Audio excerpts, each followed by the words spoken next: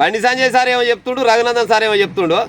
ఆడి number కూడా గెలిచే ముఖం కాదు నీది. ఓ మహేష్ గౌడు, ఆడి నెంబర్ కూడా గెలవవు నువ్వు. కానీ మా మీద ఏలెత్తి చూపిస్తావా? దొంగ ఓట్లు అంటున్నావు. దొంగ ఓట్లు అనేది నిజంగా ఉంటే ఈసీకి ఒక లేఖ రారాదనేమో బండి సంజయ్ అంటుండు. రఘునందన్ సార్ ఏం చెప్తుండు ముచ్చట అంటే, దమ్ముంటే రాజీనామా చేయరు అంటుడు. వయ్యా మీరు రాజీనామా అక్కర్లేదు, ఈసీకి లేఖ వాళ్ళు రాయారు, మీరు రాజీనామా చేయరు, అది కాదు ఇది పోదు. కానీ బొమ్మగాలి రైతులకు యూరియా లేక చాలా పరిసరాలు అవుతారు. జరగ యూరియా తెచ్చే ఉపాయం చేయరు. మీ పంచాయతీలు పెట్టుకొని రైతులు నాగం చేయకూరు. కానీ ఒకవేళ మీరు నిజంగానే జనాలకు న్యాయం చేయాలనుకుంటే, కేంద్ర ప్రభుత్వం ఏమైనా తప్పులు చేస్తే కాంగ్రెస్ వాళ్ళు, తెలంగాణ రాష్ట్రంలో ఉన్న కాంగ్రెస్ వాళ్ళు కేంద్రంకి తప్పులు చేస్తుందని బయట పెడితే జనాలు తెలుసుకుంటారు.